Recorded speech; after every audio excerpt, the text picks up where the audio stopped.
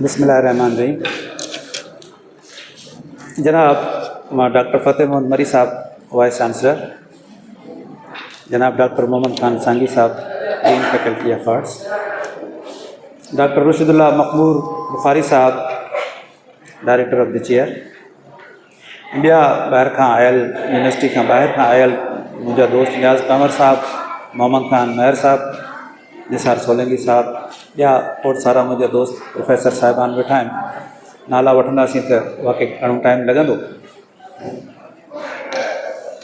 अलामा साहब जी ज़िंदगी ते या अलामा साहब जे कंहिं कम ते ॻाल्हाइणु मुंहिंजे लाइ सच त हिकिड़ो बाइस फ़ख़्रु ऐं मुंहिंजे दिलि वटां कमु आहे। वक़्तु घटि हुजण जे करे केतिरियूं ई शयूं स्किप करणियूं पवंदियूं ऐं केतिरनि ई शयुनि खे गहराई में वञी ॾिसी न सघिबो। अलामा साहब जे ज़ाती ज़िंदगी जे बारे में त डॉक्टर साहब कुझु ॻाल्हाए विया, मुंहिंजी बि दिलि चवे थी घणो त हुनजे बारे में ॻाल्हायां, लेकिन अॼु जो मुंहिंजो मौज़ू जीअं त हुनजो कमु आहे तीअं उनखे आउं स्किप कंदे सिर्फ़ु इहो ॿुधाईंदुसि त अलामा साहब खे पढ़णु मूं शुरू कयो हो उन वक़्त में जॾहिं मुंहिंजी शागिर्दी वारो ज़मानो हो ऐं मूंखे रोशनास करायो हो अलामा साहब सां असांजे उस्ताद हैदर अली लगारी साहब। ऐं हीअ नाविल बि मूं उन ज़माने में पढ़ियो हो ऐं इतफ़ाक़ इहो आहे त हीअ नाविल जी उहा ई कापी जेका 80 जे ॾहाके में मूं पढ़ी हुई अॼु ताईं बि उहा ई आहे, हुन खां पोइ वरी न छपियो आहे। हीअ 1979 में हीअ नाविल छपियो हो। तव्हां अंदाज़ो कयो त हिनखे केतिरा 46-47 साल थी विया आहिनि हिन नाविल खे छपिजे, ऐं उनखां पोइ हिन जो को नओं एडिशन न आयो आहे। त इन मां असांजे शौक़ु ऐं ज़ौक़ जो बि अंदाज़ो लॻी सघे थो त असां केतिरा किताब पढ़ूं था ऐं असां केतिरो पंहिंजनि वॾनि मशाइरनि खे सम्झूं ऐं उन्हनि जे पढ़ण जी तरफ़ वञूं था। सच त हीअ अफ़सोस जो मक़ाम आहे। बहरहाल अलामा साहब सां त ज़्यादती इहा बि थींदी रही आहे त हिकिड़ा माण्हू जेके ख़ुशूसन असांजा दोस्त हिकिड़े घुर वारा उहे चवंदा रहिया आहिनि, हिन ते के इल्ज़ाम बि लॻाईंदा रहिया आहिनि त हीअ मुलायत या मुला हो या बिल्कुलु ग़लति ॻाल्हि आहे, उनखे टोटली ऐं उन ॻाल्हि खे रिजेक्ट कयां थो। ऐं ॿिया माण्हू वरी हुनखे घटि सम्झण जे करे हुन खां थोरो पासीरा रहंदा आया आहिनि। इहा अलामा साहब सां ज़्यादती आहे। अचूं था हिन नाविल ते त 1932 में डॉक्टर बर्नार्ड शाह हिते इंग्लिश डिपार्टमेंट जा स्टूडेंट्स वेठा हूंदा, उहे हिननि खे पढ़ंदा आहिनि। डॉक्टर बर्नार्ड शाह हिकु लॉन्ग शॉर्ट स्टोरी लिखी हुई जेका तक़रीबन 70 सुफ़नि ते आहे त ब्लैक गर्ल इन हर सर्च ऑफ गॉड। त उनजो जेको मुख्य किरदारु छोकिरी ब्लैक गर्ल हुई साउथ अफ्रीका जी, उहा क्रिश्चन थिए थी ऐं ख़ुदा जी ॻोल्हा शुरू करे थी। छो जो बाइबल में लिखियलु हो त ख़ुदा खे ॻोल्हियो ऐं ॻोल्हण सां तव्हांखे मिली वेंदो, त हू फिज़िकल सर्च करण जे लाइ निकिरी पवे थी। पोइ हुन सां कहिड़ा कहिड़ा वाक़ियात पेश अचनि था ऐं हू छा छा ॾिसे थी उनखे हुन पंहिंजे इन लॉन्ग स्टोरी में डिपिक्ट कयो। पर हुनजो अंदाज़ सेटायरिकल फिलासॉफिकल त हो ई, पर सेटायरिकल हो, सेटायर हुई ऐं मज़हब ते काफ़ी हद ताईं सिधी तनक़ीद बि हुई। फ़ौरन पोइ यानी 1932 खां पोइ फ़ौरन 1933 में अलामा साहब न सिर्फ़ु उनखे रिस्पॉन्स ॾिनो, पर हिकु साल जे अंदरि नाविल लिखिजी बि वियो ऐं छपिजी बि वियो। हीअ पहिरियों 1933 में हीउ नाविल छपियो हो ऐं लंडन में छपियो हो। उनखां पोइ असां वटि सिंधी अदबी बोर्ड 1968 में ऐं 1979 में छापियो। हिन जो सिंधी तर्जुमो बि थियलु आहे, लेकिन सची ॻाल्हि इहा आहे त सिंधी तर्जुमो एतिरो नाक़िस आहे जो मूंखे त छुप कोन वणियो। ऐं हींअर साईं सां बि ॻाल्हि थी वाइस चांसलर साहिब सां, त उहे यकीनन उनजो ॿियो दफ़ो सिंधी में तर्जुमो बि कराईंदा ऐं हीअ किताबु जेको इलाही पुराणो थी वियो आहे इनखे नई साईं बि छपाईंदा। मूं हिनखे प्रेज़ेंटेशन जे फॉर्म में लिखियो आहे त इन प्रेज़ेंटेशन में छा छा आहे त तारुफ़ त आउं तक़रीबन कराए चुकोसि हिन नाविल जो। त हीअ हिकु ॻोल्हा जो सफ़र आहे। उनखां पोइ हिकिड़ो थोरो नंढिड़ो टुकड़ो अचे थो त हुन में शिकवा शिकायतूं आहिनि। पोइ आख़िर में हिकु वॾी कॉन्फ्रेंस आहे जंहिंमें सभु वॾा माण्हू पंहिंजे ज़िमेदारियुनि ते ॻाल्हाइनि था त तारीख़ हुननि ते कहिड़ी कहिड़ी ज़िमेदारी रखी हुई। ऐं उनखां पोइ आख़िर में थोरो मुख़्तसिर तारीख़ ख़ुदि जेका आहे इन पर्सन गुफ़्तगू करे थी। नाविल ते थोरो ॻाल्हाइण खां पहिरीं छा इहो आउं पुछी सघां थो त केतिरनि दोस्तनि हिते हाल में मौजूदु हिन नाविल खे पढ़ियो आहे? जेकॾहिं हू हथु मथे खणंदा त मूंखे ख़ुशी थींदी। तमामु थोरनि दोस्तनि पढ़ियो आहे। भला उहे हथु मथे खणंदा जिन हिन नाविल जो अॼु खां पहिरीं नालो ॿुधो हो? अॼु खां पहिरीं नालो बि न ॿुधो एतिरनि स्टूडेंट्स। ख़ैर, नेक्स्ट।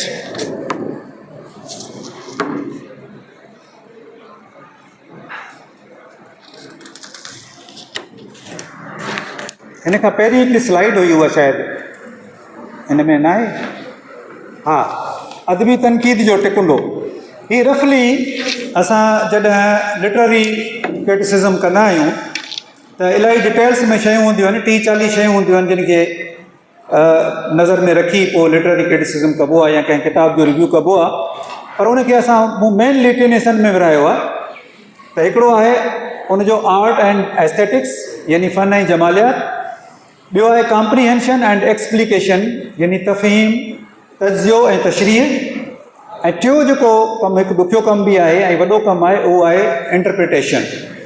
त बैनुल सुतूर या उन्हनि लफ़्ज़नि जे पोयां लिखियल कहिड़ियूं मानाऊं आहिनि, to reach the actual meaning or if possible the घणे खां घणी माना ताईं, वधि खां वधि माना ताईं रसाई हासिलु करण जे लाइ असां इंटरप्रिटेशन कंदा आहियूं।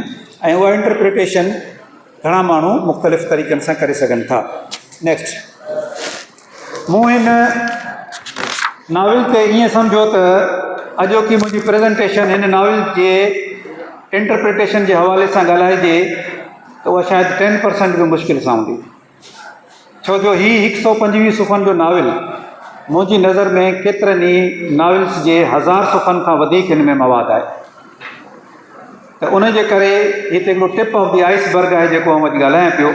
हिन खे वधीक सम्झण जे लाइ हिन खे वधीक पढ़णो बि पवंदो ऐं न सिर्फ़ु हिकु दफ़ो पर हिक खां वधीक दफ़ा गहराई सां पढ़णो पवंदो।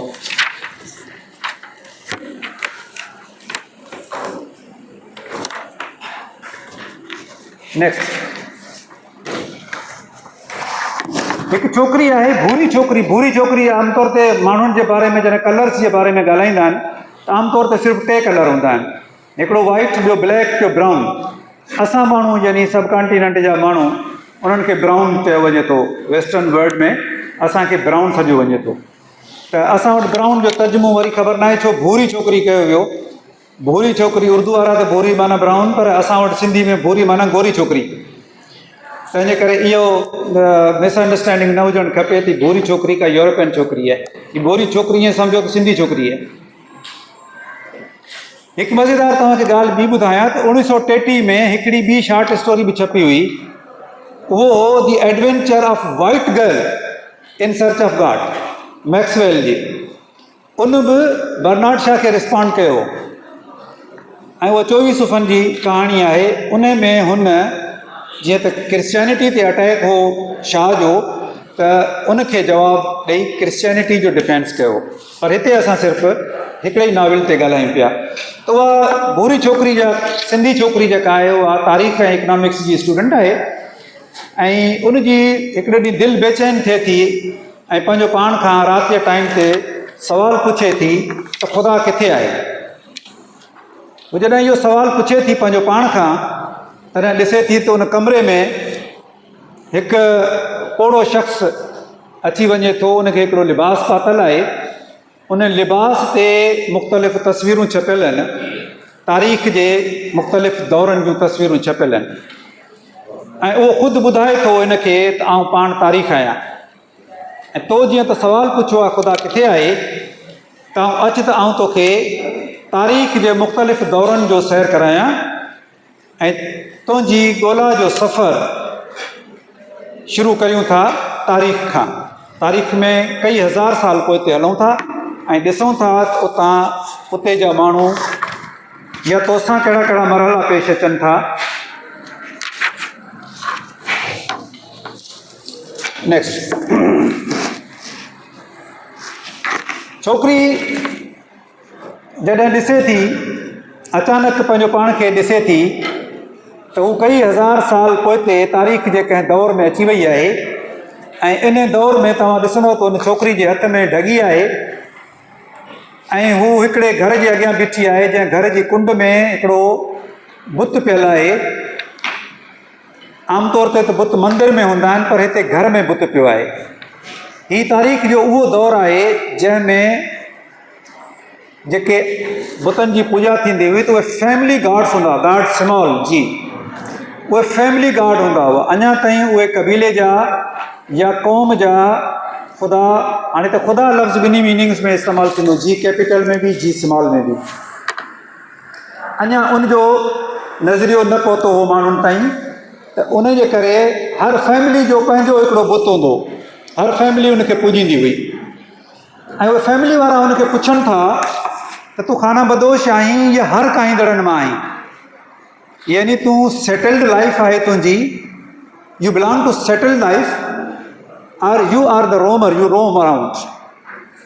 त उहा छोकिरी जीअं त ढगियूं चारींदड़ हूंदी आहे ऐं उहा रोम यानी खाना बदोश हूंदी आहे, त उनखे चवनि था त तूं असांजी सोसाइटी में शामिलु थियण जे लाइ तोखे का परीक्षा ॾियणी पवंदी, तोखे कंहिं इम्तिहान मां गुज़रणो पवंदो, या तूं पंहिंजो आइडेंटिटी कार्ड ॾेखार। आइडेंटिटी कार्ड त हिन दौर जो आहे न, उन वक़्तु त कोन हो। उन वक़्त में सच खे परखण जे लाइ हिकिड़ो तरीक़ेकार हूंदो हो, जेको अॼु बि असां वटि बलोचिस्तान में या पर सिंध में आहे, चर बेली। चर बेली तव्हां ॿुधो हूंदो, यानी बाहि जो मच ॿारे ऐं उन मां माण्हू खे गुज़ारणु। जेकॾहिं बाहि तोखे साड़ियो त तूं कूड़ो आहीं, जे बाहि तोखे न साड़ियो त तूं सचो आहीं। हिकु इंतिहाई ग़ैर मंतकी ॻाल्हि, बाहि जो कमु ई साड़णु आहे, बाहि हर कंहिंखे साड़े सघे थी। उन वक़्त में हुनखे चऊं त तूं बाहि मां गुज़र, त उहा छोकिरी डिॼी वई ऐं हुन छोकिरी उतां पंहिंजो सफ़र शुरू कयो ऐं तारीख़ जे कंहिं ॿिए दौर में अची वई। नेक्स्ट,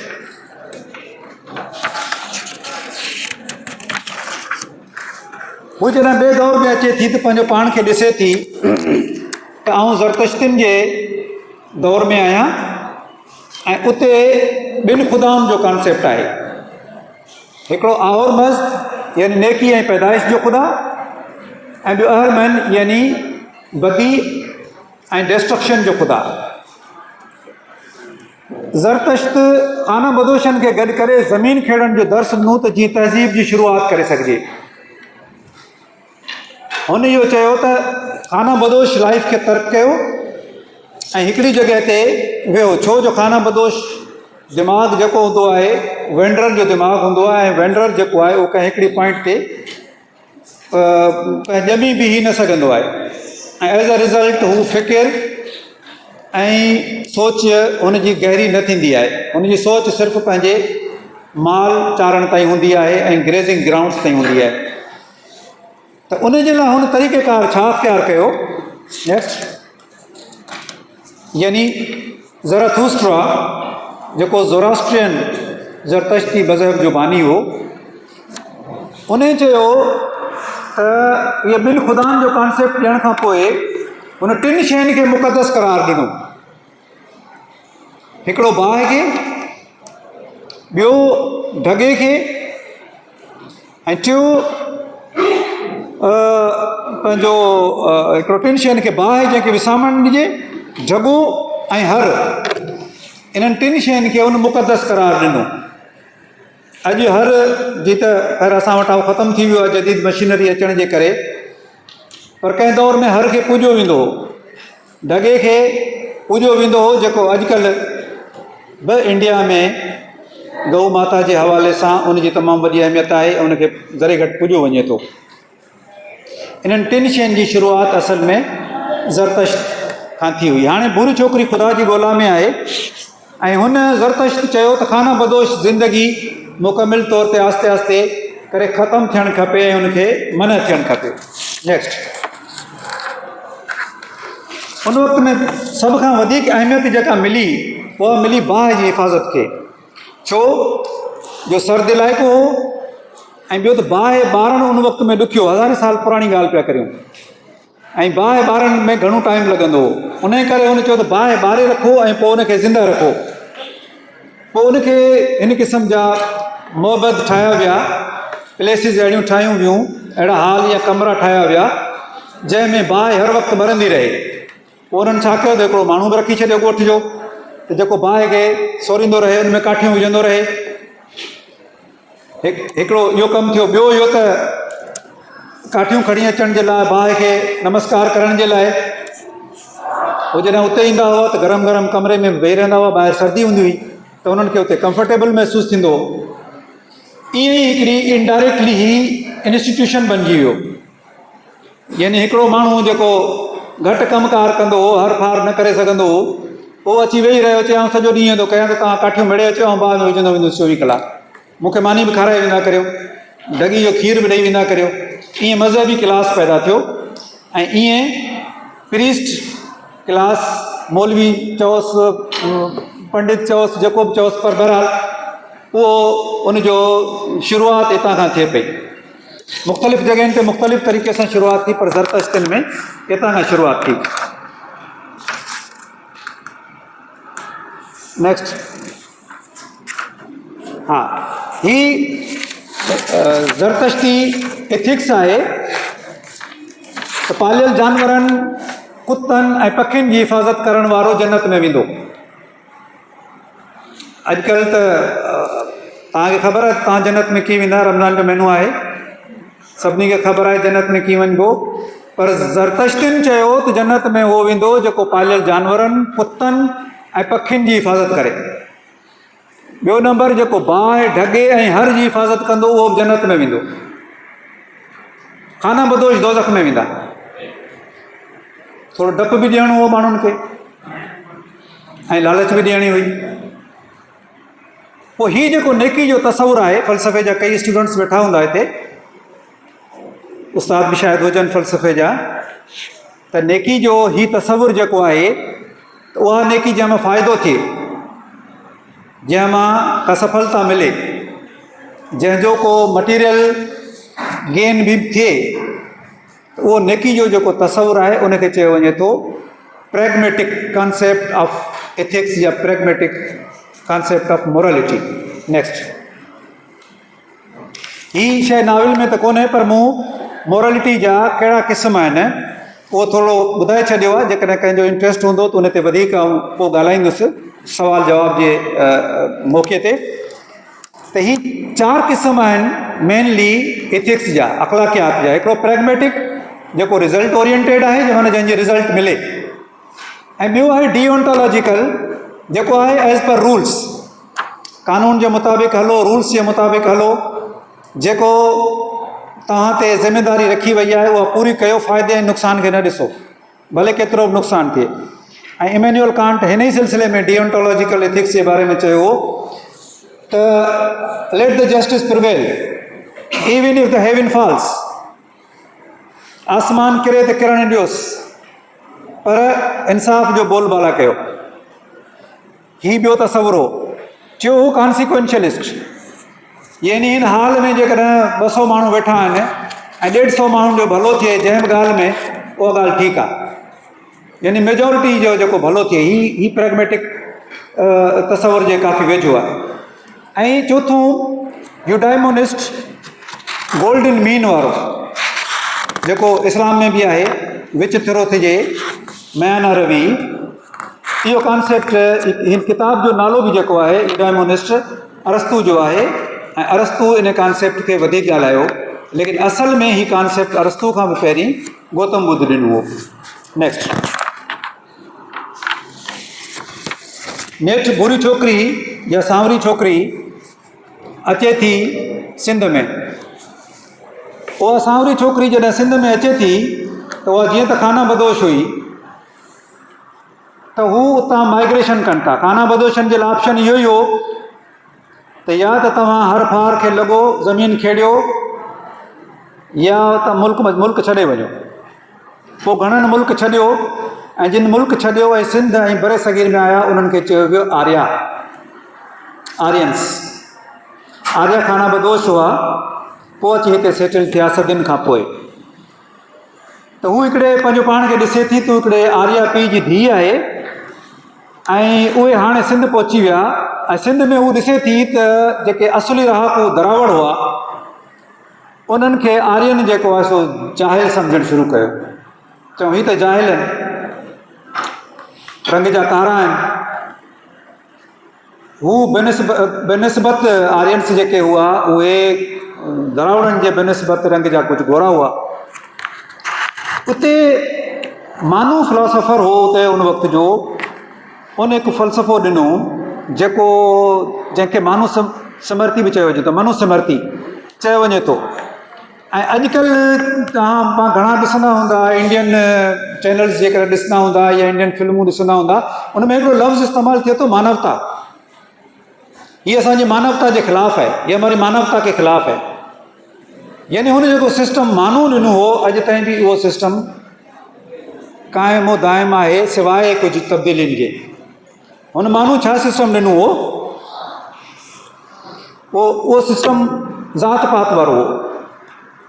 हुन चयो त डिवीजन ऑफ लेबर थो कयां। हर को माण्हू हर कमु नथो करे सघे, तंहिंजे करे जेके दरावड़ आहिनि इहे हर को कंदा, माल चारींदा, वैश्य जेके आहिनि उहे वापारु कंदा, हुकूमत सिर्फ़ु क्षत्री कंदा या खत्री कंदा। जेके जंगजू हूंदा, जेके तलवार खणी विड़ी सघंदा, उन्हनि खे हुकूमत जो राइट आहे। ऐं हिकिड़ो तबिको माइनॉरिटी मज़हबी क्लास हूंदो जेको तव्हांखे असल में इहे उस्ताद हुआ। शुरू में जेको मज़हबी तबिको हो ब्राह्मण, इहे उस्ताद हुआ। इहे उस्ताद न सिर्फ़ु ही फॉर्मल तालीम ॾींदा हुआ, अलफ़ बे पढ़णु सेखारींदा हुआ जेका उन वक़्त में हुई संस्कृत में, पर हू हर क़िस्म जी उस्तादी ॾींदा हुआ, शिक्षा ॾींदा हुआ। घोड़ेसवारी बि सेखारींदा हुआ, तरण बि सेखारींदा हुआ, तीर हणणु बि सेखारींदा हुआ, जंग करण बि सेखारींदा हुआ, जंग जो इल्मु बि ॾींदा। हर क़िस्म जो इल्मु जेको आहे उहे उस्ताद हूंदा हुआ। उहो टीचिंग क्लास हो, एक्चुअली उहो टीचिंग क्लास हो। पोइ आस्ते आस्ते उन मां उहो टीचिंग क्लास निकिरी वियो ऐं उन में उन जी जॻह ते वरी पंहिंजो अची वियो उहो क्लास जेको सिर्फ़ु ॿियनि खां मानी वठी खाए थो ऐं मज़हबी रस्मूं करे थो, शादी कराए थो ऐं मरण ते क्रियाक्रम कराए थो। अॼु ब्राह्मण टीचर कोन्हे, को टीचर हुजे त इतफ़ाक़ सां उहा ॿी ॻाल्हि आहे। कुझु असां वटि हिंदू दोस्त वेठा हूंदा आहिनि, कुझु जेकॾहिं को आहे त हथ मथे खणे त मां हुन सां काफ़ी आहिनि, ठीकु आहे। त उन ते इहो हिकिड़ो मूं जेको हेठां हिकिड़ी ॻाल्हि नोट कयो त किन किन जॻहियुनि ते मूं शयुनि खे रेड कलर में कयो आहे। हिकु त उन्हनि खे हाईलाइट करण जे लाइ, ऐं ॿियो तव्हांजे लाइ जेकॾहिं तव्हांखे उन जे बारे में को सुवाल पुछणो हुजे नोट करे छॾियो। हिकु मुंहिंजा प्रॉम्प्ट्स आहिनि तव्हांजे लाइ त हिननि शयुनि ते ॻाल्हाए सघिजे थो। हिते मुंहिंजो सुवालु आहे, ज़ाती सुवालु आहे त छा मनुस्मृति इंडॉक्ट्रिनेशन ऑफ वुमेन हुई? छो जो उन दौर में सवाइ माउ जे बाक़ी औरत जे लाइ उनजी एतिरी त इंडॉक्ट्रिनेशन कई वई हुई जो उनखे पंहिंजी ज़िंदगी जहिड़ो क़ुर्बान करणी हुई, पंहिंजे मुड़ुस ते, पोइ पंहिंजे पुट ते, पोइ ॿिए मर्दनि ते। त was it indoctrination of women? This is questionable and this can be discussed. Next,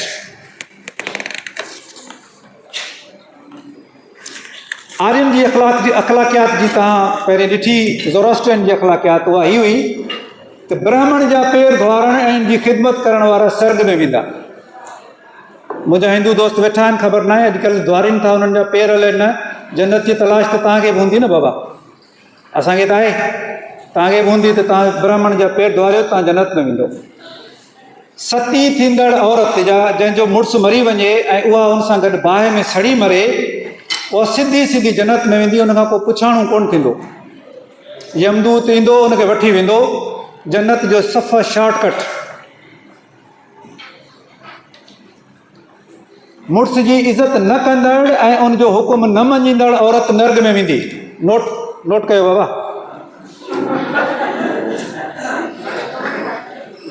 मुड़ुस जी इज़त न कंदड़ औरत दोज़ख में वेंदी, पर इहा आर्यन चयो ऐं इहा मनुस्मृति आहे।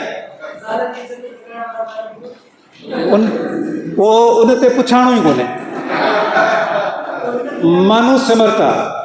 मनुस्मृता जी आऊं ॻाल्हि थो कयां, पंहिंजी ॻाल्हि आऊं कोन थो कयां।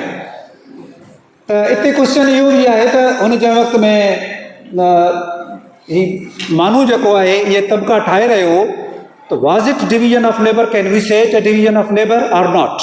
This is a question to be discussed. Next, नेठ बुरी छोकिरी जी शादी थी। शादी कीअं थी त छोकिरी पंहिंजे पीउ खां कुझु सुवाल पुछे थी। छोकिरी जॾहिं पंहिंजे पीउ खां सुवाल पुछे थी त पीउ चए थो अच्छा माना हाणे तूं शादी जी उमिरि जी थी वई आहीं। यानी छोकिरी जेसिताईं पंहिंजे पीउ खां को सुवाल नथी पुछे तेसिताईं ॿार आहे। जेसिताईं सुवाल जीअं ई पुछियईं त तीअं तुंहिंजी शादी जी उमिरि थी वई आहे, हाणे तुंहिंजी शादी थो करायां। This is also point to be noted बाबा। त हुनजी शादी कराए छॾी। शादी कराइण खां पोइ जल्दी हुनजे मुड़ुस खे हिकु नांग ॾंग आयो ऐं उहो मरी वियो। हाणे हिन जे लाइ सूरत हाल इहा थी वई त हाणे हिनखे सती थियणो आहे। तंहिंजे करे हीअ छोकिरी उन ॾिठो त ख़ुदा खे किथे ॿिए हंधि ॻोल्हिया न त हिते साड़े मारींदा मूंखे। पोइ हू उतां छोकिरी निकिती। हाणे ॾिसूं किथे थी पहुचे। नेक्स्ट, हू जॾहिं उतां निकिरे थी त बांसुरी जो हिकिड़ो सुरीलो आवाज़ ॿुधे थी ऐं उन सुरीले आवाज़ ते हू छिकजी जॾहिं पहुचे थी उते ॾिसे थी त हिकु ख़ूबसूरत सांवरो धनार, कृष्ण कन्हैया जे लाइ चवनि था न उहो सांवरो हो, रंग जो गहरो सांवरो हो पर ॾाढो ख़ूबसूरत हसीन हो। ऐं उनजे चारों तरफ़ गोपियूं जेके आहिनि यानी हुन जूं दोस्त जेके आहिनि ॻोठ जूं छोकिरियूं उहे रक़्स पियूं कनि।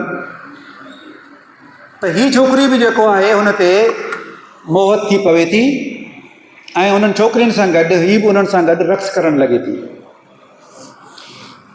उनखां पोइ जॾहिं छोकिरियूं हलियूं वञनि थियूं त हीअ छोकिरे खे ॿुधाए थी हुनखे त आउं ख़ुदा जी तलाश में आहियां। त हू हुनखे ख़ुदाउनि जे बारे में ॿुधाए थो। नेक्स्ट, हाणे हीअ पोयां ढगियूं पियूं चढ़नि ऐं कृष्ण कन्हैया असांजी छोकिरी खे ख़ुदा जे बारे में ॿुधाए पियो। हू पहिरीं ॿिनि ख़ुदाउनि जो ज़िक्र ॿुधी चुकी हुई, हाणे हिते टिनि ख़ुदाउनि जो ज़िक्र ॿुधे थी। कहिड़ो? हिकिड़ो ब्रह्मा जंहिंमें साॻियूं ख़ुशूसियतूं उहे आहिनि जेके और मज़दा में हुयूं, यानी ही तख़लीक़ जो ख़ुदा आहे, सभ खां वॾो ख़ुदा ऐं तख़लीक़ कंदड़, काइनात खे तख़लीक़ कंदड़ हीअ ख़ुदा आहे ब्रह्मा। ॿियो आहे शिवा, ही इन में अहरमन वारियूं ख़ुशूसियतूं हुयूं। हिन खे डेस्ट्रॉयर या कंहिं हवाले सां ट्रांसफॉर्मर चई सघिजे थो। डेस्ट्रॉयर लफ़्ज़ बि मूंखे हिते मुनासिबु नथो लॻे।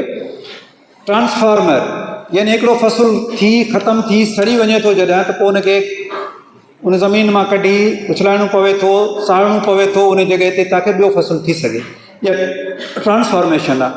हारी खे या माली खे असां इहो दोष नथा ॾेई सघूं त तो ही सुकल गुल छो पटिया आहिनि। अहिड़े नमूने सां हू मौत जो देवता बि हिन जे अंडर में आहे त जीअं सुकल गुल आहिनि यानी इंसान जेके पोड़ा थी वञनि था उन्हनि खे अॻी दुनिया में पहुचाइजे ताकी ॿिया इन जी जॻह वठी सघनि। ऐं टियों ख़ुदा जेको हिते हुन ॿुधो जेको नओं हो इन जे लाइ उहो विष्णु यानी ही हिफ़ाज़त कंदड़ ऐं टियों ख़ुदा आहे। असां वटि अॼुकल्ह जेको आहे, अॼुकल्ह न सदियुनि खां वठी असां हिकिड़ो सिंधी कल्चर में हिकिड़ो जुमिलो ॿुधंदा आहियूं, को एक्सीडेंट थींदो आहे ख़बर पवंदी आहे हेतिरा माण्हू मरी विया हेतिरा बची विया। अॻे माण्हू जो रिस्पॉन्स इहो हूंदो आहे हा बाबा मारण वारे खां बचाइण वारो वेझो आहे। डोंट बी से दिस, मारण वारे खां बचाइण वारो वेझो आहे। हाणे जेकॾहिं इहो सुवालु पुछिजे त छा मारण वारो ऐं बचाइण वारो ॿ अलॻि अलॻि हस्तियूं आहिनि, या मारण वारो बि ख़ुदा आहे बचाइण वारो बि ख़ुदा आहे? पर असांजे कल्चर में सदियुनि खां वठी जीअं त हीअ शइ दिमाग़ में वेही वई आहे त असां बग़ैर सोचे सम्झे इहो जुमिलो चई छॾियूं था त मारण वारे खां बचाइण वारो वेझो आहे। That was actually that concept, Vishnu जो कॉन्सेप्ट, यानी शिवा जेको आहे मारींदो ऐं विष्णु बचाईंदो। इन्हनि टिनि ख़ुदानि जो ॿुधायो हुनखे कृष्ण, ऐं पोइ कृष्ण चयो त आऊं विष्णु ई आहियां पर विष्णु जो इंसान जो रूप बदिलाए आयो आहियां, यानी आऊं हुनजो अवतार आहियां। I am something, but I am personified. I have come to this world in human form. आऊं इंसान जी सूरत में आयो आहियां। नेक्स्ट, कुछ वक्त खां पोइ मुंहिंजे हिंदू दोस्तनि खे ख़बर हूंदी त कृष्ण कन्हैया जंग में छो गुम थी वियो, छो जो हू त असल में शहज़ादो ई हो ऐं पोइ हुनखे कई जंगियूं करणियूं पियूं हुयूं। उन खां पोइ हू छोकिरी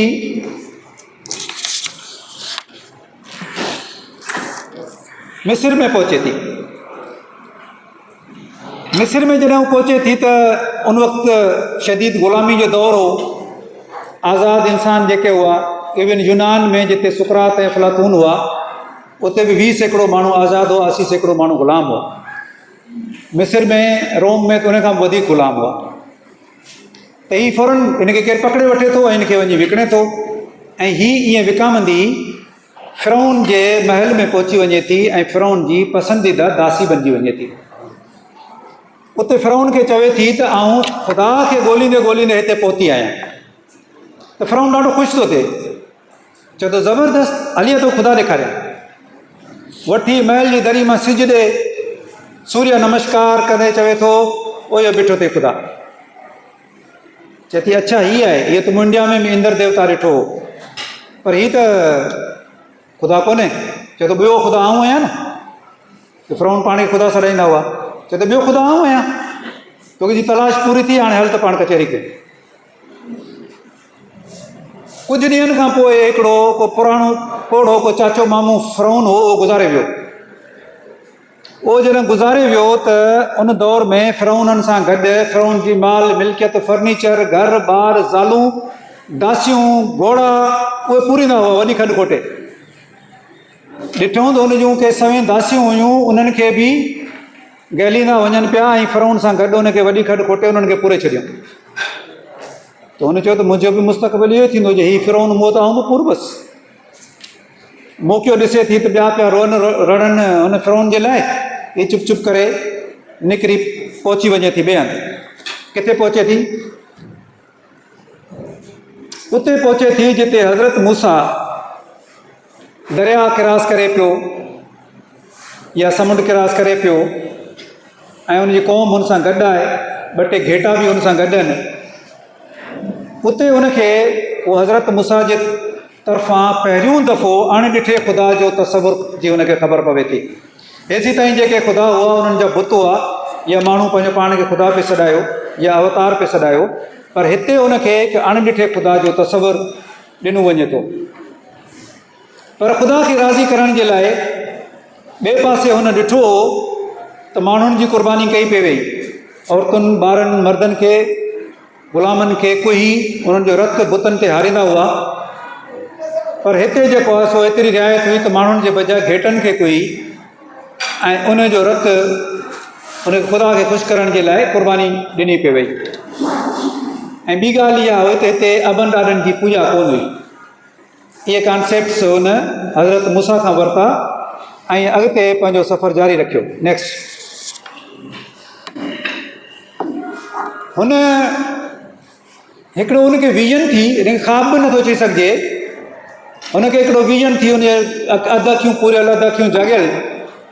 हुन ॾिठो त हू हिकिड़े महल में पहुची वई आहे ऐं उन महल जे तख़्त ते हिकिड़ो नौजवान वेठो आहे, ख़ूबसूरत नौजवान।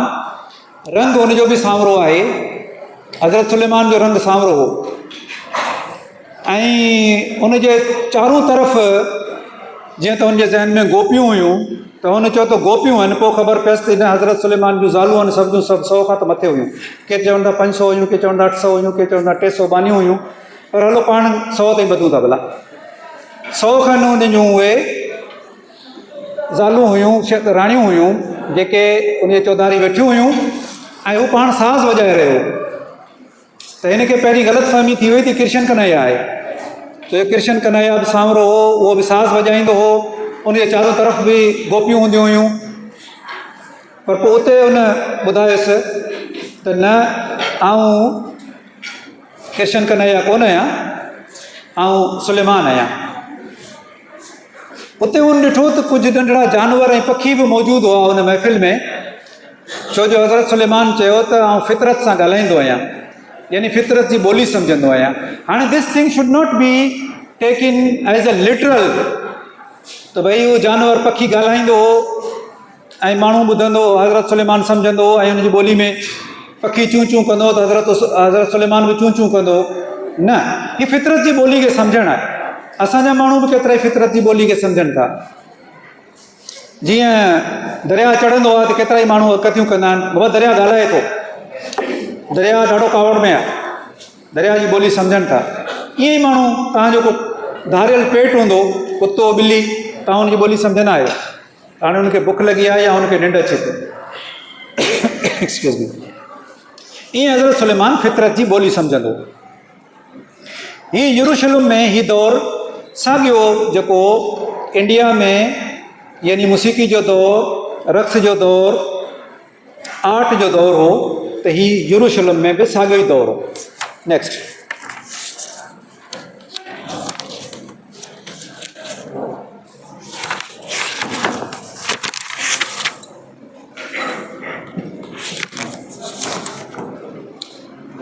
अलामा साहब लफ़्ज़ इस्तेमालु कयो आहे गौतम बुद्ध जे लाइ the path finder, the path finder, डग ॾसींदड़, रस्तो ॾेखारींदड़। रस्तो लफ़्ज़ जी वॾी माना आहे, सिरात, सिरात रस्तो, मुस्तक़ीम सिधो, डग ॾेखारींदड़। उते जॾहिं हुन सां मुलाक़ात थिए थी त गौतम बुद्ध चवे थो, उहो छोकिरी उते बीठी आहे साम्हूं, पर जेॾी महिल वेहण जी करे थी त गौतम बुद्ध चए थो ख़्याल सां, ख़्याल सां, हेठि अर्थ वर्म आहे, तुंहिंजे हेठां न अची वञे किथे, ज़मीन जो सांपो, ज़मीन जो कीड़ो किथे तुंहिंजे हेठां अची चिबाटजी न वञे। हाणे महिरबानी कर पहिरीं इन अर्थ वर्म खे खणी किथे साइड ते रख, पोइ पाण कचहरी कयूं था। उनखां पोइ हू जॾहिं ॻाल्हाए थो, हीअ पहिरीं हुनखे पंहिंजी तलाश जे बारे में सॼो ॿुधाए थी, त हू चवे थो त ख़ुदाउनि खे क़ुर्बानी जी ज़रूरत नाहे, ख़्वाहिशूं तव्हांजे ॾुख जो कारण आहिनि, उन्हनि ते ज़ाब्तो आणिजे। जॾहिं मूं सभु कुझु छॾे ॾिनो त ख़ुशी सां हमकिनार थियुसि ऐं मूंखे निर्वाण मिलियो।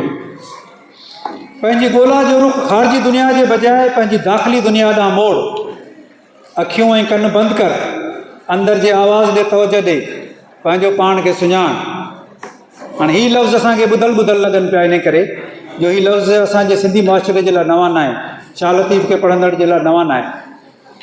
तसव्वुफ़ में शाह लतीफ़ खे पढ़ंदड़ पंहिंजो पाण सुञाणण ते केतिरो ज़ोर आहे। Actually this philosophy originated from Buddha, traveled to everywhere, Greece, then to Egypt, then to Muslim world, then everywhere.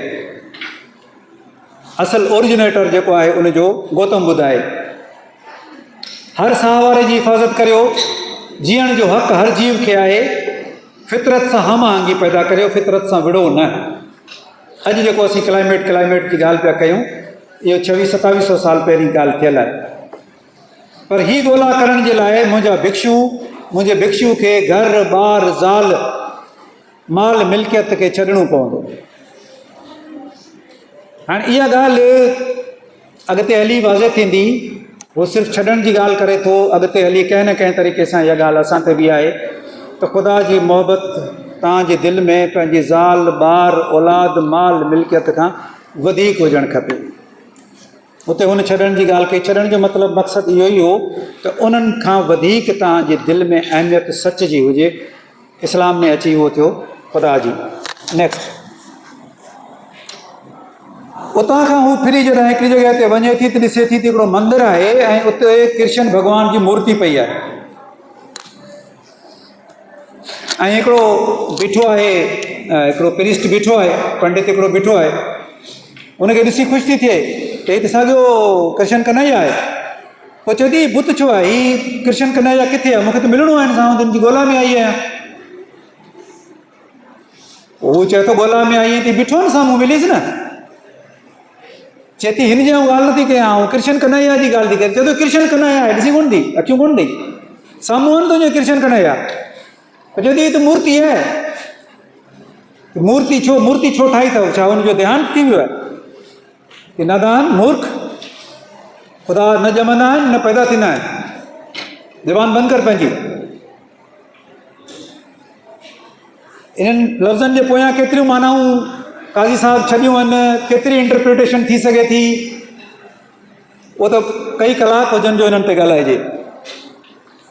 पोइ बसि पंहिंजो दिलि पकड़े चवे थी त हाय मुंहिंजा शहज़ादा। अॻिते थोरो सफ़र करे थी, नेक्स्ट, त हू चीन पहुची वञे थी। चीन में ॾिसे थी त लाओज़े ऐं कन्फ्यूशियस ऐं ॿिया बहस मुबाहिसो पिया कनि। लाओज़े चए थो त जेको नेकी करे उन सां नेकी कयो, जेको बुराई करे उन सां बि नेकी कयो। कन्फ्यूशियस चए थो न उस्ताद न, गुरु महाराज न, जेको नेकी करे उन सां नेकी कयो, जेको बुराई करे उन सां इंसाफ़ कयो। बहस थींदो रहियो, हिक ॿिए सां मुतफ़िक़ कोन थिया ऐं इहो बहस अॼु ताईं जारी आहे। नेक्स्ट, हाणे हिते मोरालिटी जो तसवुरु जेको पाण सवेर कयोसीं, उहो मोरालिटी जा तसवुर अॻिते हलनि था ऐं जॾहिं असां नक्शे ते पहुचूं था त उहो इनखे स्लेब मोरालिटी करार ॾिए थो, but it's again a questionable and debatable. Athens में जॾहिं पहुचे थी त सुकरात नौजवाननि सां कचहरी करे पियो ऐं चए पियो त ॾाहक ताईं रसण जे लाइ मंतकी इस्तदलाल खे कमु आणियो, अकुली दलील ॾियो, ऐं सिर्फ़ु इहो थो ॼाणा त कुझु नथो ॼाणा। नेक्स्ट, थोरो तेज़ हलंदुसि ताकी असां वक़्त खे कवर करे सघूं। उन खां पोइ थोरी देरि में सुकरात जो शागिर्द अफलातून बि अची वञे थो ऐं अफलातून चए थो त मुंहिंजी रिपब्लिक में शाइरनि लाइ का बि जाइ न हूंदी। उहो हक़ीक़त जे बजाए मुबालगो कंदा आहिनि। हीअ मादी दुनिया गैर हक़ीक़ी ऐं असली दुनिया जेका आहे, मिसाली दुनिया आहे, दी वर्ल्ड ऑफ फॉर्म्स। तंहिं करे हीअ दुनिया नामुकमिल आहे ऐं मिसाली दुनिया या वरी असां वटि कीअं थी अचे ॻाल्हि अलस्त बिरबकुम, ऐं मिसाली दुनिया पहिरीं ठही हुई त हाणे हू जो छोकिरी ताज़ो सुकरात सां कचहरी करे वेठी अचे थी, पंहिंजी ॻाल्हि जे हक़ में दलील ॾे। तूं जो चई थी हू दुनिया पहिरीं ठही आहे त दलील ॾे, कीअं? सुकरात चए थो हा हीअ सही थी चए, साबित कर त हिन दुनिया खां पहिरीं हू दुनिया ठही आहे। हाणे हिते जेको आहे तारीख़ में हिकिड़ो उहो झगड़ो जनम वठे थो फ़लसफ़े में, जंहिंखे अॻिते हली तमामु वॾो झगड़ो थियो एम्प्रिसिज़म ऐं रेशनलिज़म जो, जंहिंखे वञी सुलझायो कंहिं हद ताईं इमैन्युअल कांट इन critic of pure reason. Next, हू उतां खां अॻिते वञे थी त हुनखे हज़रत ईसा सां मुलाक़ात थिए थी। तूं पंहिंजे 12 डिसाइपल्स सां गॾु वेठो आहे ऐं हुते मानी जा टुकड़ा पियो विरहाए हुननि जे लाइ। त ईसा चवे थो त माण्हू मानी जे लाइ दीवान आहे, सॼो ॾींहुं पेट जे पोयां आहे। इन जे बजाए माण्हू खे ख़ुदा जी बादशाहत जी ॻोल्हा करणु खपे। त छोकिरी चए थी वई त ॻोल्हियां पई, मूंखे ॿुधा किथे आहे ख़ुदा जी बादशाहत? ॻाढ़नि अखरनि में, तुंहिंजी दिलि में। ख़ुदा तुंहिंजी दिलि में आहे। साॻी ॻाल्हि करे थो गौतम बुद्ध वारी त मुंहिंजो पोइलॻ थियण जे लाइ, छो जो हज़रत ईसा बि घर ठाहे हिकिड़ी जॻह ते कोन वेठो, ही वॉज़ रोमिंग। घर ॿार ज़ाल औलाद माल मिल्कियत छॾे मुंहिंजो डिसाइपल थियण जे लाइ इहा शइ ज़रूरी आहे। तोखे जेकॾहिं केरु हिकिड़ी ॻाल्हि ॾिए त ॿी ॻाल्हि बि वराए ॾीस। इहे ॻाल्हियूं ॿुधी हुनखे गौतम बुद्ध जूं ॻाल्हियूं यादि अचनि थियूं। नेक्स्ट, बुरी छोकिरी अरबस्तान जे सहरा में पहुचे थी ऐं उते ॾिसे थी त हिकिड़े घर में धीउ पैदा थी आहे ऐं हुन धीउ खे पैदा थींदे ई ज़मीन में दफ़न कयो वियो आहे।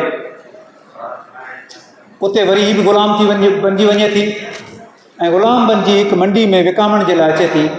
बांह में रसो पियो आहे ऐं औरतुनि खे बांह में रसो विझी गैलींदा मंडी में वठी वेंदा हुआ विकिणण जे लाइ। अॼु ताईं उहो रसे जी शकिल तब्दील थी चुकी आहे। रसो पंहिंजी जॻह ते मौजूदु आहे, रसे जी शकिल तब्दील थी चुकी आहे, नथ जी सूरत में, बूली जी शकिल में, किन अणॾिठनि ज़ंजीरुनि जी सूरत में, पर उहो रसो अञा ताईं पियो आहे। कॾहिं औरत जी ॻिची में, कॾहिं औरत जे कंध बांह में, त कॾहिं औरत जे नक में। उते उहो ग़ुलाम बणिजी वञे थी त उते हिकिड़ो माण्हू अचे थो अरब, उहो चवे थो उनखे त जूं जेकॾहिं हिनखे ग़ुलाम खे आज़ादु कंदे त तोखे अलाह साईं 70 दफ़ा वधीक उजूरो ॾींदो ऐं हुनजी ॻाल्हि में का अहिड़ी ताक़त हुई जो हू माण्हू हुनखे आज़ादु करे छॾे थो। हू जॾहिं हुनजो शुक्रियो अदा करे थी त चए थी त ख़ुदा जो शुक्र अदा कर जेको हर हंधि हाज़ुर आहे। नेक्स्ट, ख़ुदा जो लफ़्ज़ ॿुधी ही त उन ॻोल्हा में हुई न, हू वरी पहुची वञे थी ऐं उहो पाण खे ॿुधाए थो त आऊं मैसेंजर आहियां। मैसेंजर तव्हां सम्झी सघो था त केरु आहे?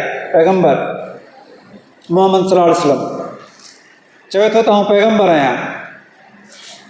उते जॾहिं पहुचे थी त हू चवे थो ख़ुदा हर जॻह ते मौजूदु आहे। तूं चए थो भला किथे ऐं ॻोल्हियां कीअं ख़ुदा खे, कीअं सम्झां ख़ुदा खे? चए थी ख़ुदा जी मख़लूक खे, ज़मीन ऐं आसमान खे, सिज चंड तारनि खे, ज़िंदगी ऐं मौत खे गहराई सां ॾिसो, उन्हनि ते गौर फ़िकिर करियो, तव्हांखे ख़ुदा जूं बेशुमार निशानियूं मिलंदियूं। ज़िंदगी जे मक़सद खे सम्झो, उहा ख़िदमत लाइ आहे। हीअ किताबु वठो, हिन खे पढ़ो, गौर कयो, तव्हांखे सिधो रस्तो मिली वेंदो, सिरात मुस्तक़ीम मिली वेंदो। हिते मूं 2 अखरनि खे ॻाढ़ो कयल आहे, हिकिड़ो गौर फ़िकिर ऐं ॿियो ख़िदमत खे। जे टाइम मिलियो त मूंखां सुवाल ज़रूरु पुछिजो, ऐं उन्हनि ते ॻाल्हाईंदुसि। हाणे ख़ुदा जो जेको कॉन्सेप्ट आहे, जेको ख़ुदा जे निशानियुनि जे थ्रू ख़ुदा खे सुञाणणु, इहो फ़लसफ़े में इनखे चयो वञे थो टेलियोलॉजिकल या design argument for the existence of God. Next, ही आहिनि 4 आर्ग्यूमेंट्स। फ़लसफ़े जे शागिर्द वेठा आहिनि न? थोरो को हथ मथे खणे था ॾिसां केतिरा वेठा आहिनि फ़लसफ़े जे शागिर्द? ओनली 1?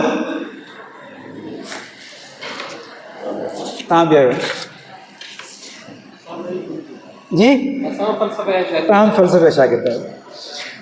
ख़ुदा खे साबित करण जे लाइ फ़लसफ़े में 4 आर्ग्यूमेंट्स ॾिना वञनि था ऐं ख़ुदा जे वजूद खे रद्द करण जे लाइ बि इहे ई 4 आर्ग्यूमेंट आहिनि। उन्हनि खे रुॻो उबतो कयो वञे थो। इन ते हिकु वॾी डिबेट थी हुई 1948 में बर्टन रसेल जी ऐं फादर कोपलिस्टन जी, जेका फादर कोपलिस्टन जे किताब में 9 वॉल्यूम सेट आहे हिस्ट्री ऑफ फिलॉसफी जो, उन में मौजूदु आहे। ऐं हिन जे पंहिंजो बर्टन रसेल जे किताब I am not a Christian, उन में बि इहो मौजूदु आहे। उहो पढ़ण जहिड़ी डिबेट आहे। त उन में ई 4 आर्ग्यूमेंट्स आहिनि। हिकिड़ो आहे कॉस्मोलॉजिकल आर फर्स्ट काज़ आर्ग्यूमेंट, जेके चवनि था त गॉड इज़ अनकास्ड काज़। ऐं डिटेल्स में नथो ॻाल्हायां, सिर्फ़ु ॿुधायां थो। डिटेल्स में जेकॾहिं सुवाल पुछो वियो त पोइ ॿुधाईंदुसि। टेलियोलॉजिकल आर डिज़ाइन आर्ग्यूमेंट, यानी university is orderly, it's perfect universe. टियों आहे ontological argument or logical and necessity, त गॉड इज़ अ नेसेसिटी, या जो बिगेस्ट पॉसिबल इंसान जे तसवुर में जेका शइ अचे थी उहा ख़ुदा आहे। ऐं चौथों आहे the moral argument, God is moral law giver. हिन जो तालुक़ु कंहिं तरीक़े सां इमैनुअल कांट सां बि आहे। त Immanuel Kant proves God from morality, otherwise other people prove morality through religion or through God, but Immanuel Kant proves God through morality. Next, हुनजी इदराक जी हिकिड़ी अखि खुले थी, हू तसवुर में ॾिसे थी त मुस्लमान पूरी दुनिया ते छांइजी विया आहिनि।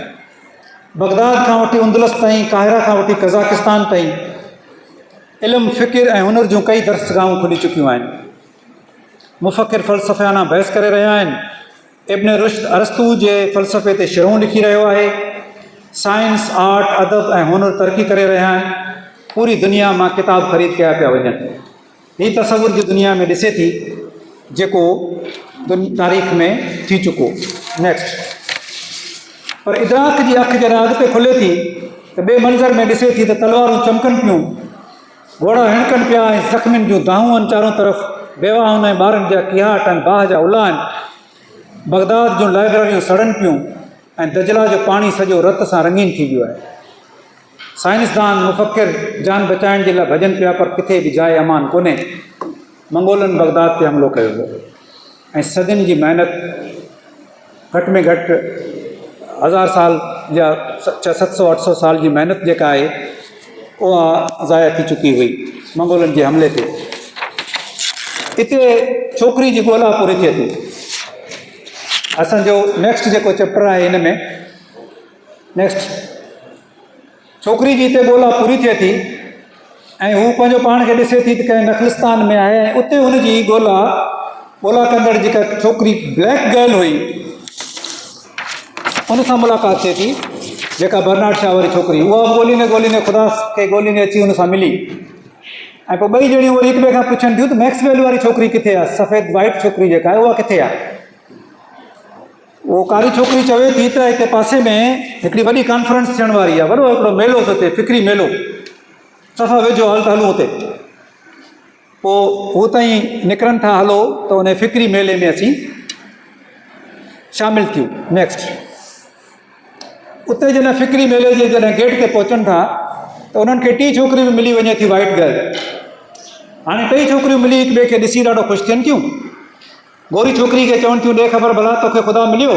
उहो चवे थी मूं ख़ुदा तर्क करे छॾी तलाश, मूं ॻोल्हा बंदि करे हाणे कारोबार पे किरियां, बिज़नेस पे किरियां, ड्रेस बि ॾिसो बिज़नेस वारी पातल अथसि, ऐं कॉमर्स बि पढ़ां।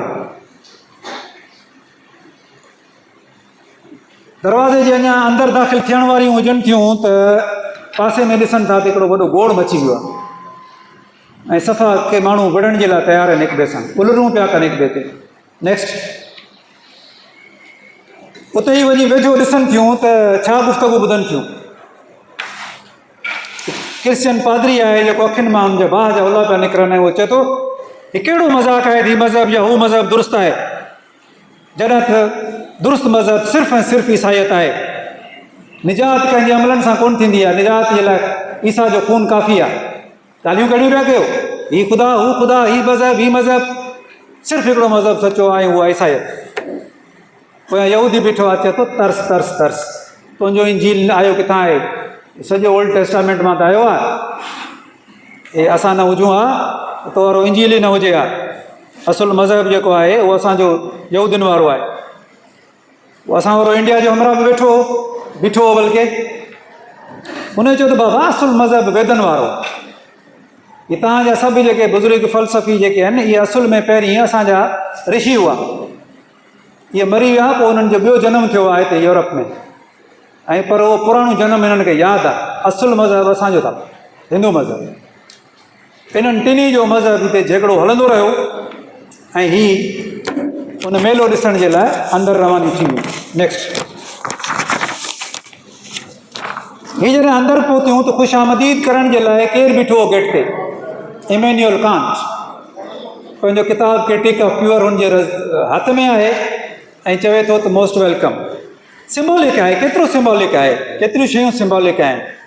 त ख़ुदा जी ॻोल्हा कंदड़ काइनात जा सभु रेसिस वारा माण्हू वञनि था, हुनखे वेलकम करे थो कांट, ऐं चवे थो हीउ मुंहिंजो किताबु मुंहिंजे हथ में आहे, हिन जे थ्रू तव्हांखे घणियूं शयूं मिली सघनि थियूं। It's very symbolic. अॻिते अॻिते वञनि थियूं त हिकिड़ो उन्हनि खे हिकिड़ो हैरान कुन मंज़र नज़र अचे थो, जंहिंमें दुनिया जा सभु फ़लसफ़ी, पैगम्बर, शाइर, अदीब, शाह लतीफ़, सुकरात, ॿियो कंहिंखे ॾिसी सघो पिया तव्हां हिते? गौतम बुद्ध खे ॾिसी सघो पिया। पोयां कृष्ण कन्हैया बीठो आहे, गौतम बुद्ध जे अॻियां हिकिड़ो माण्हू भाउ हथ में झंडे बीठो आहे, केरु थी सघे थो? ज़ोरास्टर, ज़रथुस्ट्रा। उन जे पासे में हज़रत सुलेमान बीठो आहे। हिकिड़ी दिलचस्प ॻाल्हि ॾिसो त गौतम बुद्ध जे ऐं ज़ोरास्टर ॿिन्ही जे विच में केरु बीठो आहे? ॾिसी सघो था? कुतो। छो जो कुते जी अहमियत ऐं इज़त इन्हनि ॿिन्ही वटि तमामु घणी आहे। अॼु बि जेकॾहिं तव्हां कंहिं बुद्धिस्ट मोनास्ट्री में वञो त उते ॿाहिरि तव्हांखे जाम कुता मिलंदा ऐं उन्हनि खे उहो खाधो खाराईंदा रहंदा, ऐं ज़ोरास्ट्रियनिज़म में बि। ऐं अॼुकल्ह हिकिड़ो कुतो पूरी दुनिया में मशहूरु थियो आहे, साॻियो ई रंग जो, कोई ॿुधाए सघंदो कहिड़ो आहे? पूरी दुनिया में मशहूरु थियो आहे कुतो, एतिरी मशहूरी ट्रंप खे बि कोन मिली आहे। कहिड़ो? ज़ोर सां चओ। सबबु त सुवाल पुछियो, पर इहो कुतो मशहूरु कहिड़ो थियो आहे? हिकिड़ो अलोका नालो ॿुधो आहे? पीस डॉग, जंहिं बुद्धिस्ट मॉन्क सां गॾु अमेरिका में 2300 माइल्स जो सफ़र कयो आहे पैदल, पीस लॉन्ग मार्च। उन में इहो अलोका कुतो उन्हनि सां गॾु। नेक्स्ट, हू जॾहिं अॻिते वञनि थियूं ॾिसनि थियूं त हिकिड़ो बहस हले पियो। हुन में हिकिड़ो माण्हू चवे थो, केरु आहे, गोइटे वेठो आहे अॻियां। गोइटे चवे थो त मुंहिंजो ईमान आहे त इंसानियत जी उमेद सिर्फ़ु आर्ट में आहे। उते हिकिड़ो रूसी वेठो आहे ऐं कावड़ में चिड़ में चवे थो, कहिड़ो फ़ाइदो उघाड़ियुनि पेंटिंग्स ऐं वाहियात नज़मुनि जो जेके रुॻो तव्हांजा सिताई जज़्बा उभारीनि था। उते अफ़लातून बि वेठो आहे, चए थो हा हा तूं सही थो चवे। उते गज़ाली बि वेठो आहे, गज़ाली चए थो त न, पर कुझु शाइर तव्हांखे बुलंदियुनि ताईं बि पहुचाइनि था। गुफ़्तगू जारी आहे ऐं उहे अञा अॻिते वञनि थियूं उहे छोकिरियूं। असां पंहिंजे इख़्तिताम ॾांहुं हलूं पिया त हिकिड़ो चवे थो त तव्हांखे हिन ॻाल्हि जो को अहसासु ई कोन्हे त साइंस जी अहमियत आर्ट खां वधीक आहे। मुशाहिदो मुंहिंजा दोस्तो, मुशाहिदो करियो। इहो रॉजर बेकन हो। सहमत आहियां, पर उहो इल्मु जंहिंजो बुनियादु सिर्फ़ु मुशाहिदे ते हुजे उहा सिर्फ़ु फिनोमिना आहे। हवासनि ज़रिए हासिलु कयल इल्मु जी हक़ीक़त, हवासनि ज़रिए हासिलु कयल इल्मु हक़ीक़त खे पूरी तरह अयां नथो करे। उन लाइ तव्हांखे अकुलु इस्तेमालु करिणो पवंदो। इमैनुअल कांट हो। उते हेगल बि वेठो, हुन चयो त आफ़ाक़ी ज़हनी असुलु हक़ीक़त आहे जंहिंखे असीं ख़ुदा चऊं था। नेक्स्ट, इहे असांजो टियों चैप्टर शुरू थिए थो। 2 स्लाइड्स आहिनि हिन ते। ही हाणे फ़लसफ़ी जेके आहिनि उहे नेक्स्ट साईं। शिकवा शिकायतूं कनि पिया पंहिंजे पोइ लॻनि जूं सभई। ज़रथुस्ट्रा चवे थो, पंहिंजो हज़रत ईसा चवे थो त माण्हू बिगड़ियल ऐं ज़िदी आहिनि। हज़रत मूसा पंहिंजी क़ौम खे चयो त मूंखां पोइ ॿिया बि ईंदा त माण्हुनि सम्झो त के खंभनि वारा फ़रिश्ता ईंदा। उन्हनि जी ॻाल्हि ते, इंसाननि जी ॻाल्हि ते त कन ई न करियाऊं ऐं मुंहिंजी ऐं मैसेंजर जी ॻाल्हि ॿुधण खां इनकारी थी बीठा। त गौतम बुद्ध चवे थो त तव्हां दुरुस्त फरमायो इब्न मरियम, उहो असांजी ॻाल्हि ते गौर करण जे बजाए असांखे पूॼनि पिया। कृष्ण भॻवानु चयो कि असां चयो उनजी अहमियत ई कोन्हे का, उहो वरी असांखे असांजी पूॼा शुरू करे छॾी अथनि। गौतम बुद्ध चवे थो त मूं ऐं इब्न मरियम सॼी ॼमार बुत परस्ती जी मुखालिफ़त कई, पर असांखां पोइ असांजा ई बुत ठाहे उन्हनि खे पूॼण लॻी विया आहिनि। पोइ लॻनि जो त मूंखे बि बुरो तजुर्बो आहे। मूं हिकु ख़ुदा जी ॻाल्हि कई हुई ऐं बाक़ी सभु बुत भञाए छॾिया, पर मुंहिंजूं अखियूं पूरनि खां पोइ साॻियो बुत ॿीहर अची विया। अखनातून चयो जेको अरनू फ़िरौन हो, उहो हिकिड़ो फ़िरौन बि उन में मौजूदु आहे, उहो अखनातून हो। नेक्स्ट, बसि इन क़िस्म जूं शिकायतूं आहिनि जेके सभु पैगंबर ऐं सभु मुफ़क्किर कनि था। स्किप कयो हिनखे। हाणे ज़िम्मेवारी जी ॻाल्हि अचे थी, मिशन कहिड़ो हो तारीख़ में। सभु पंहिंजे पंहिंजे मिशन जी ॻाल्हि कनि था। त मैसेंजर चवे थो त भाइरो शिकवा शिकायतूं जाम थी वियूं, हाणे अचो त हुन ते ॻाल्हायूं त असां तारीख़ में पंहिंजी ज़िम्मेवारी कीअं निभाई आहे। ईअं चई हुन ज़रतुश्त ॾांहुं ॾिठो। ज़रतुश्त चए थो त मूं मौज़िब ज़िंदगी गुज़ारण जे लाइ घर, कुटुंब, ज़मीन खेड़ण लाइ ढगे, हर ऐं बाह खे मुक़दस करार ॾिनो, पर हाणे हिन ज़माने में उन फार्म खे तब्दील थियणु खपे। ख़ुदि ज़रतुश्त चवे थो। कृष्ण चवे थो त मुंहिंजे दौर में इंसान बुनियादी ज़रूरतुनि खां अॻिते सोचणु शुरू कयो, उन करे मूं जमालियाती ज़िंदगी ते तवजह ॾिनी, यानी मुसीक़ी, शाइरी ऐं रक़्स खे आम कयो। हज़रत सुलेमान बि कृष्ण सां सहमत थींदे चए थो त मूं बि पंहिंजे ज़माने में इहे ई शयूं कयूं। मैसेंजर चवे थो त तव्हां ॿई इंसानियत जे वण ते टिड़ंदड़ गुलनि जीअं आहियो। नेक्स्ट, उते सुकरात बि दलील ॾिए थो त उते उन वक़्त में जिम्नाज़ियम जेके से माण्हुनि जी हेल्थ जे लाइ हुआ, मूं मेंटल हेल्थ जे लाइ जिम्नाज़ियम ठाहियो। मुंहिंजो आवाज़ु ताईं ते पहुची वेंदो। मूं बहस मुबाहिसे जे ज़रिए हिकु दिमाग़ी जिम्नाज़ियम ठाहियो। कन्फ्यूशियस चयो त शयुनि जी अहमियत ज़मान ऐं मकान में क़ैद आहे। ज़मान ऐं मकान जॾहिं तब्दील थी वञनि था त शयुनि जी अहमियत बि तब्दील थी वञे थी। मूं माण्हुनि जी, मुंहिंजी क़ौम अमली क़ौम आहे, यानी चाइनीज़ क़ौम।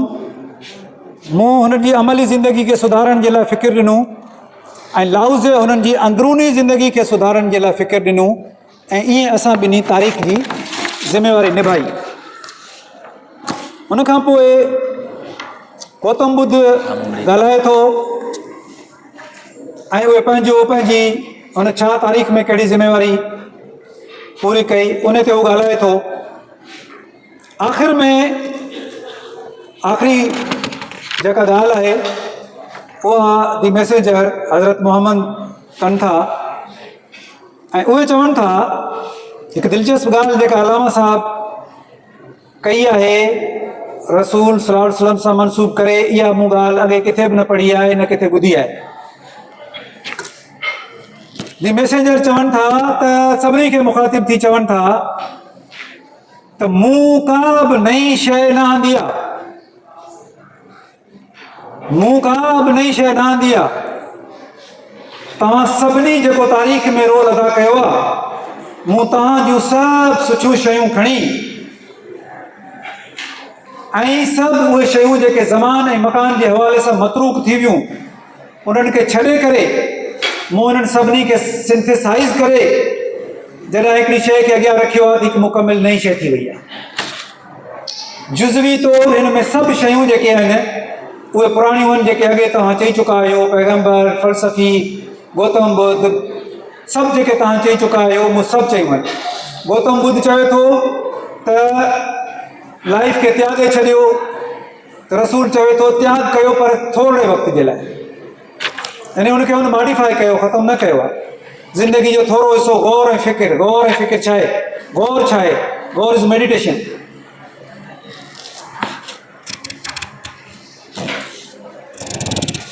ख़तमु कयूं था गुफ़्तगू खे,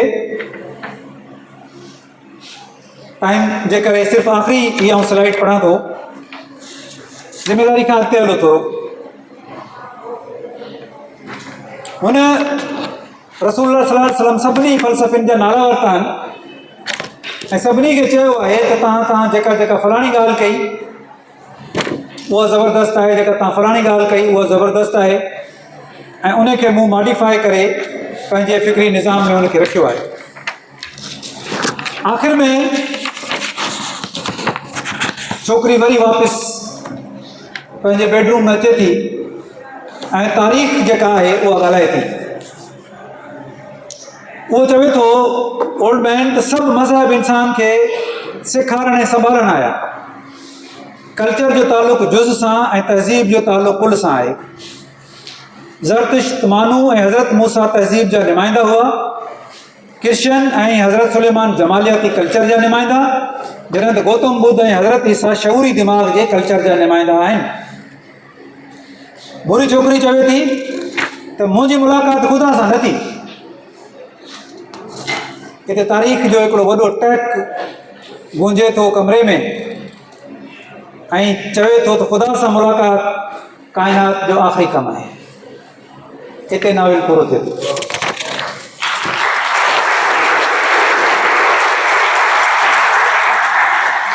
ऐं नेक्स्ट स्लाइड। थोरो नाविल बाबति मुशाहिदा मूं चयो त हीअ नाविल जे मुंहिंजो जेको अॼु जी गुफ़्तगू आहे इहा नाविल जे 10 सैकड़ो ते मस आहे। 90 सैकड़ो मूं शयुनि खे स्किप कयो आहे। इहो त को डॉक्टर मुबारक लेक्चर सीरीज़ रख रहा है, 8-10 लेक्चर आऊं ॾियण जे लाइ तयारु आहियां सिर्फ़ु हिकिड़े नज़म ते, बशर्ते ॿुधण वारा हुजनि। नाविल जे बारे में थोरो मुख़्तसरन ॻाल्हाईंदा हलियो। तुंहिंजी ॿोली सादी ऐं रवां आहे। अंग्रेज़ी ॿोली जेका आहे सम्झणु अलामा साहब जी इंतिहाई आसान आहे। हिन नाविल जो लिटरेचर जा स्टूडेंट्स वेठा आहिनि त उन्हनि खे थोरो लिटरेरी क्रिटिसिज़म जे हवाले सां बि ॿुधायां। हिन जो जेको प्लाट आहे उहो क्वेस्ट प्लाट आहे। क्वेस्ट 7 वॾा प्लाट जेके आहिनि उन में हिकिड़ो प्लाट आहे क्वेस्ट ऐं फैंटेसी नाविल आहे। हिनखे फैंटेसी चई सघिजे थो। हिन नाविल जी नाविलियत ते फ़लसफ़ो घणो हावी आहे ऐं मुख्य किरदारु जेको आहे उहो पैसिव प्रोटागोनिस्ट आहे। जेको प्रोटागोनिस्ट आहे उहो पैसिव आहे। ॿियनि नाविलनि में, मॉडर्न नाविल में प्रोटागोनिस्ट एक्टिव हूंदो आहे। तंहिं करे हिनखे असां स्ट्रिक्टली मॉडर्न नाविल जे लेंस सां न ॾिसूं। जेकॾहिं असां स्ट्रिक्टली मॉडर्न नॉवल खणी ऐं उनजे लिटरेरी क्रिटिसिज्म खणी उन ते मापींदासीं त शायदि असां जी दिलि मुतमइन कोन थींदी। बसि ठीकु आहे। ॿियो इहो त जंहिं वक़्त में हिकिड़ी स्लाइड तव्हां ॾिसी त ईसाई पादरी यहूदी रबी ऐं हिंदू पंडित मज़हब ते झगड़ो करे रहिया हुआ, उन में मुस्लमान कोन हो। असां घटि आहियूं कंहिंखां झगड़े करण में, असां कंहिंखां घटि आहियूं। अलामा साहब असां सां ज़्यादती करे वियो त झगड़ो जिते थिए ऐं उते मुस्लमान न हुजे, ख़ुसूसन मज़हबी झगड़ो, इहा ज़्यादती आहे। मूंखे इहा कमी महसूसु थी। ॿियो त मुस्लमाननि जी तबाही जो ज़िम्मेवार अलामा साहब मंगोलनि खे करार ॾिनो। उन ॻाल्हि खे बि 7-8 सदियूं थी वियूं। उनखां पोइ मुस्लमाननि हिक ॿिए खे जेको तबाह कयो आहे उनजो किथे बि ज़िक्र कोन्हे। इब्न रुश्द जा लाइब्रेरी मुस्लमाननि साड़ी हुई, मंगोलनि कोन साड़ी हुई। हुन सां तादियूं मुस्लमाननि कयूं हुयूं, मंगोलनि कोन कयूं। तंहिंजे करे मुस्लमान पंहिंजी तबाही जा ज़िम्मेवार हिकु हद ताईं पाण बि आहिनि। रुगो मंगोलनि खे करार ॾियणु मुनासिबु कोन्हे। मज़हब बाबति जेके जॉर्ज बर्नार्ड शॉ जा उथारियल कुझु नुक़्ता हुआ, घणनि नुक़्तनि खे त अलामा साहब एड्रेस कयो आहे, पर कुझु नुक़्ता अहिड़ा हुआ जिन जो को सिधो जवाबु न आहे। मसलन the concept of good and evil, उनजो जेके उथारियल सवाल आहिनि जॉर्ज बर्नार्ड शॉ जा, उहे आहिनि on the ground of logic. ऐं अलामा साहब जा जेके जवाब आहिनि या जेको रिस्पॉन्स आहे उहो आहे on the basis of metaphysics. जेकॾहिं उहे on the basis of logic हुजनि हा त पढ़ंदड़, गहरो पढ़ंदड़, गहराई सां सम्झंदड़ उन मां वधीक लुत्फ़ हासिल करे सघे। पर ऑन द कंट्ररी जेकॾहिं उनजो टेक्स्ट पढ़ो, ब्लैक गर्ल वारो शाह जो मूं पढ़ियो आहे, त किथे किथे शाह इलाही सितई थी थो वञे ऐं इलाही सितई ॻाल्हि थो करे। उनजे बरक्स अलामा साहब जी ॻाल्हि इंतिहाई डिग्निफाइड ॻाल्हि आहे। ऐं शाह जे टेक्स्ट खे चवंदुसि त इट्स लेस डिग्निफाइड। अलामा साहब जी गुफ़्तगू, अलामा साहब जो स्टैंडर्ड अंदाज़ प्योर डिग्निफाइड एंड स्पिरिचुअल कंहिं हद ताईं उहो आहे। बहरहाल हीअ नाविल सिंध जे नावलनि जी तारीख़ में या फ़िक्री तारीख़ में असां वटि मुफ़क्किर तमामु घटि माण्हू पैदा थिया आहिनि। उन हवाले सां हीअ हिकु तमामु ज़बरदस्त ऐं वॾो ऐं अनमोल नाविल आहे, जंहिंखे आऊं रिकमेंड कंदुसि त हिन नाविल खे हर माण्हू खे पढ़णु खपे। तव्हांजी वॾी महिरबानी।